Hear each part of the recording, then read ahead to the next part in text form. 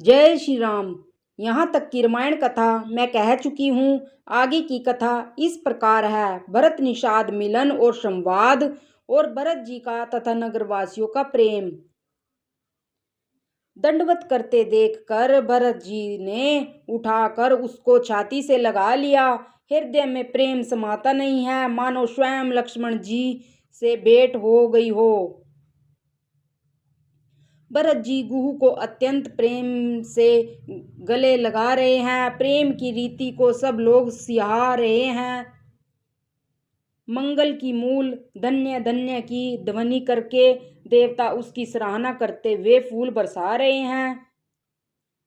वे कहते हैं जो लोक और वेद दोनों में सब प्रकार से नीचा माना जाता है, जिसकी छाया के छू जाने से भी स्नान करना होता है, उसी निषाद से अंकवार भरकर श्री रामचंद्र जी के छोटे भाई भरत जी शरीर में पुलकावली से परिपूर्ण हो मिल रहे हैं।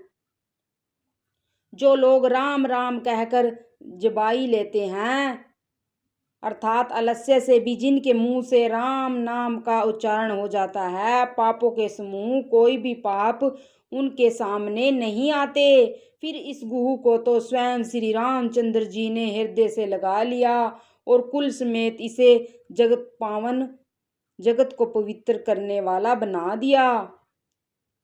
कर्मनाश नदी का जल गंगा जी में पड़ जाता है, तब कहिए उसे कौन सिर पर धारण नहीं करता। जगत जानता है कि उल्टा नाम जपते जपते वाल्मीकि जी ब्रह्मा के समान हो गए। मूर्ख और पामर, चंडाल, सबर, खस, यवन, कोल और किरात भी राम नाम कहते ही परम पवित्र और त्रिभुवन में विख्याता हो जाते हैं। इसमें कोई आश्चर्य नहीं है, युग युगांतर से यही रीति चली आ रही है। श्री रघुनाथ जी ने किसको बड़ाई नहीं दी। इस प्रकार देवता राम नाम की महिमा कह रहे हैं और उसे सुन सुनकर अयोध्या के लोग सुख पा रहे हैं। राम सखा निषाद राज से प्रेम के साथ मिलकर भरत जी ने कुशल मंगल और अक्षेम पूछी। भरत जी का शील और प्रेम देखकर निषाद उस समय विदेह हो गया। प्रेम मुग्ध होकर देह की सुध भूल गया। उसके मन में संकोच, प्रेम और आनंद इतना बढ़ गया कि वह खड़ा खड़ा टकटकी लगाए भरत जी को देखता रहा। फिर धीरज धरकर भरत जी के चरणों की वंदना करके प्रेम के साथ हाथ जोड़कर विनती करने लगा।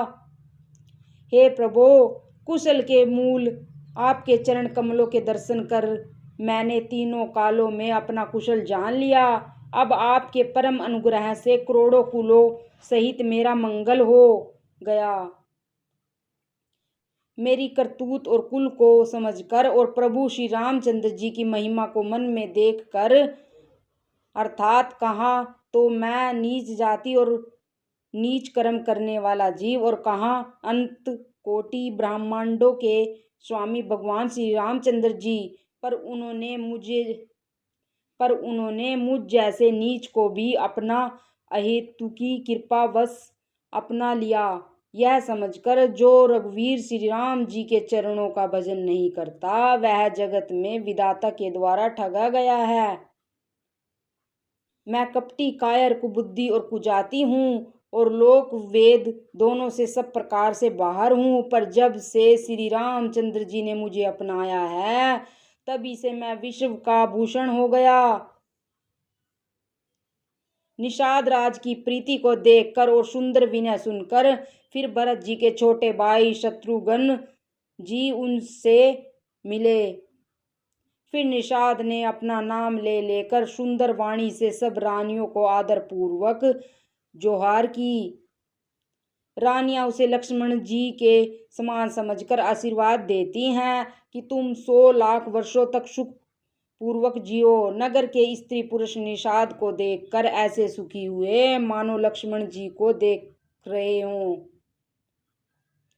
सब कहते हैं कि जीवन का लाभ तो इसी ने पाया है जिसे कल्याण स्वरूप श्री रामचंद्र जी ने भुजाओं में बांधकर गले लगाया है।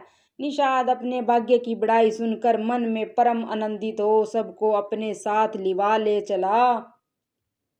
उसने अपने सब सेवकों को इशारे से कह दिया, वे स्वामी का रुख पाकर चले और उन्होंने घरों में, वृक्षों के नीचे, तालाबों पर तथा बगीचों और जंगलों में ठहरने के लिए स्थान बना दिए। भरत जी ने जब श्रृंगवेरपुर को देखा तब उनके सब अंग प्रेम के कारण स्थिर हो गए। वे निषाद को लाग दिए, अर्थात उसके कंधे पर हाथ रख के चलते हुए ऐसे शोभा दे रहे हैं मानो विनय और प्रेम शरीर धारण किए हुए हो। इस प्रकार भरत जी ने सब सेना को साथ में लिए हुए जगत को पवित्र करने वाली गंगा जी के दर्शन किए। श्री राम घाट को, जहाँ श्री राम जी ने स्नान संध्या की थी, प्रणाम किया। उनका मन इतना आनंद मगन हो गया मानो उन्होंने स्वयं श्री राम जी मिल गए हों। नगर के नर नारी प्रणाम कर रहे हैं और गंगा जी के ब्रह्म रूप जल को देख देख कर आनंदित हो रहे हैं। गंगा जी में स्नान कर हाथ जोड़कर सब यही वर मांगते हैं कि श्री रामचंद्र जी के चरणों में हमारा प्रेम कम न हो, अर्थात बहुत अधिक हो। भरत जी ने कहा, हे गंगे, आप रज सबको सुख देने वाली तथा सेवक के लिए तो कामधेनु ही हैं। मैं हाथ जोड़कर यही वरदान मांगता हूँ कि श्री सीताराम जी के चरणों में मेरा स्वाभाविक प्रेम हो। इस प्रकार भरत जी ने स्नान कर और गुरु जी की आज्ञा पाकर तथा यह जानकर कि सब माताएं स्नान कर चुकी हैं, डेरा उठा ले चले। लोगों ने जहां जहां डेरा डाला था, भरत जी ने सभी का पता लगाया कि सब लोग आकर आराम से टिक गए हैं या नहीं। फिर देव पूजन करके आज्ञा पाकर दोनों भाई श्री रामचंद्र जी की माता कौशल्या जी के पास गए। चरण दबाकर और कोमल वचन कह कहकर भरत जी ने सब माताओं का सत्कार किया। फिर भाई शत्रुघ्न को माताओं की सेवा सौंपकर आपने निषाद को बुला लिया। सखा निषाद राज के हाथ से हाथ मिलाए हुए भरत जी चले।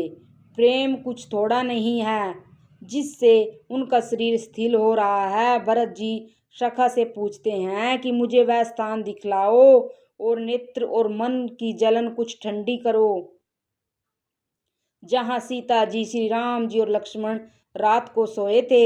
ऐसा कहते ही उनके नेत्रों की कोयों में जल भर आया। भरत जी के वचन सुनकर निषाद को बड़ा विषाद हुआ। वह तुरंत ही उन्हें वहां ले गया जहां पवित्र अशोक के वृक्ष के नीचे श्री राम जी ने विश्राम किया था। भरत जी ने वहां अत्यंत प्रेम से आदर पूर्वक दंडवत प्रणाम किया। कुशों की सुंदर साथरी देखकर उसकी प्रतीक्षणा करके प्रणाम किया। श्री रामचंद्र जी के चरण चिन्हों की रज आंखों में लगाई। प्रेम की अधिकता कहते नहीं बनती। भरत जी ने 2-4 स्वर्ण बिंदु, सोने के कण या तारे आदि जो सीता जी के गहने कपड़ों से गिरे पड़े थे देखे तो उनको सीता जी के समान समझकर सिर पर रख लिया।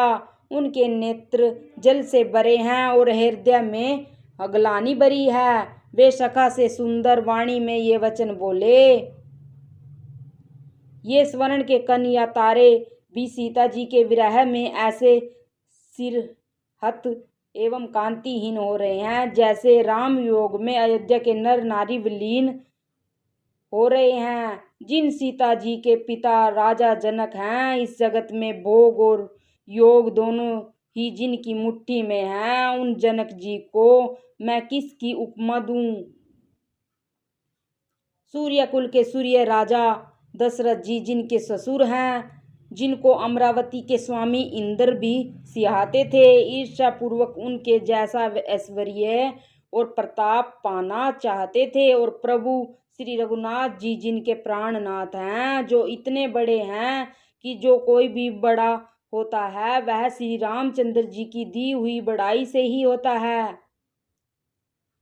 उन श्रेष्ठ पतिव्रता स्त्रियों में शिरोमणि सीता जी की साथरी देखकर मेरा हृदय हाहाकार फट नहीं जाता। हे शंकर, यह वज्र से भी अधिक कठोर है। मेरे छोटे भाई लक्ष्मण बहुत ही सुंदर और प्यार करने योग्य हैं। ऐसे भाई ना तो किसी के हुए हैं, न होने के ही हैं। जो लक्ष्मण अवध के लोगों को प्यारे, माता पिता के दुलारे और श्री सीताराम जी के प्राण प्यारे हैं। जिनकी कोमल मूर्ति और सुकुमार स्वभाव है, जिनके शरीर में कभी गर्म हवा भी नहीं लगी, वे वन में सब प्रकार की विपत्तियां सह रहे हैं। हाय, इस मेरी छाती ने कठोरता में करोड़ों वज्रों का भी निरादर कर दिया, नहीं तो यह भी फट गई होती। श्री रामचंद्र जी ने जन्म लेकर जगत को प्रकाशित कर दिया। वे रूपशील, सुख और समस्त गुणों के समुद्र हैं। पूर्ववासी, कुटुंबी, गुरु, पिता, माता सभी को श्री रामचंद्र जी का स्वभाव सुख देने वाला है। शत्रु भी श्री राम जी की बड़ाई करते हैं। बोलचाल, मिलने के ढंग और विनय से भी वे मन को हर लेते हैं। करोड़ों सरस्वती और अरबों शेष जी भी प्रभु श्री रामचंद्र जी के गुण समूह की गिनती नहीं कर सकते। जो सुख स्वरूप रघुवंश शिरोमणि और श्री रामचंद्र जी मंगल और आनंद के भंडार हैं, वे पृथ्वी पर कुशा बिछाकर सोते हैं। विधाता की गति बड़ी ही बलवान है। श्री रामचंद्र जी ने कानों से भी कभी दुख का नाम नहीं सुना। महाराज स्वयं जीवन वृक्ष की तरह उनकी सार संभाल किए करते थे। सब माताएं भी रात दिन उनकी ऐसी सार संभाल करती थी जैसे पलक नेत्रों और सांप अपनी मणि की करते हैं। वही श्री रामचंद्र जी अब जंगलों में पैदल फिरते हैं और कंद मूल तथा फल फूलों का भोजन करते हैं। अमंगल की मूल के कई धिक्कार है, जो अपने प्राण प्रियतम पति से भी प्रतिकूल हो गई। मुझे पापों के समुद्र और अभागे को धिक्कार है, जिसके कारण ये सब उत्पात हुए। विधाता ने मुझे कुल का कलंक बनाकर पैदा किया और कुमाता ने मुझे स्वामी द्रोही बना दिया। यह सुनकर निषाद राज प्रेम पूर्वक समझाने लगा, हे नाथ, आप व्यर्थ विषाद किस लिए करते हैं? श्री रामचंद्र जी आपको प्यारे हैं और आप श्री रामचंद्र जी को प्यारे हैं। यही निचोड़ है। दोष तो प्रतिकूल विधाता को है।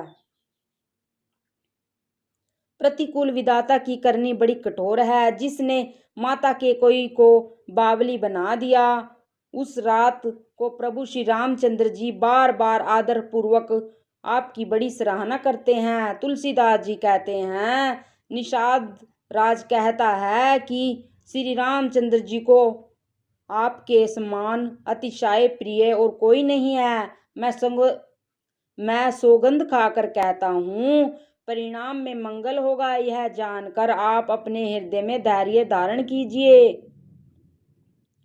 श्री रामचंद्र जी अंतर्यामी तथा संकोच, प्रेम और कृपा के धाम हैं। यह विचार कर और मन में दृढ़ता लाकर चलिए और विश्राम कीजिए। सखा के वचन सुनकर हृदय में धीरज धरकर श्री रामचंद्र जी का स्मरण करते हुए भरत जी डेरे को चले। नगर के सारे स्त्री पुरुष यह समाचार पाकर बड़े आतुर होकर उस स्थान को देखने चले।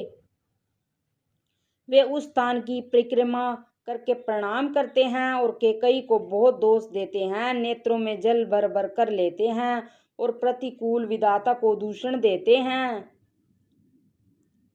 कोई भरत जी के स्नेह की सराहना करते हैं और कोई कहते हैं कि राजा ने अपना प्रेम खूब निभाया। सब अपनी निंदा करके निषाद की प्रशंसा करते हैं। उस समय के विमोह और विषाद को कौन कह सकता है। इस प्रकार रात भर सब लोग जागते रहे। सवेरा होते ही खेवा लगा। सुंदर नाव पर गुरु जी को चढ़ाकर फिर नई नाव पर सब माताओं को चढ़ाया। 4 घड़ी में सब गंगा जी के पार उतर गए। तब भरत जी ने उतरकर सबको संभाला। प्रातः काल की क्रियाओं को करके माता के चरणों की वंदना कर और गुरु जी को सिर नवाकर भरत जी ने निषाद गणों को आगे कर लिया।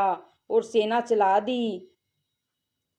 निषाद राज को आगे करके पीछे सब माताओं की पालकियां चलाई। छोटे भाई शत्रुघ्न जी को बुलवा कर उनके साथ कर दिया। फिर ब्राह्मणों सहित गुरु जी ने गमन किया। तदंतर आपने गंगा जी को प्रणाम किया और लक्ष्मण सहित सीता राम जी का स्मरण किया। भरत जी पैदल ही चले। उनके साथ कोतल घोड़े बागडोर से बंधे हुए चले जा रहे हैं।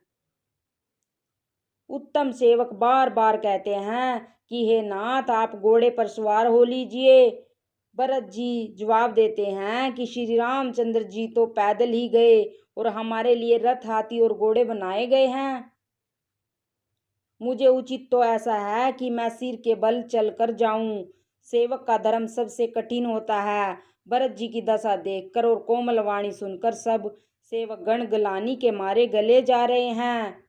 जय श्री राम।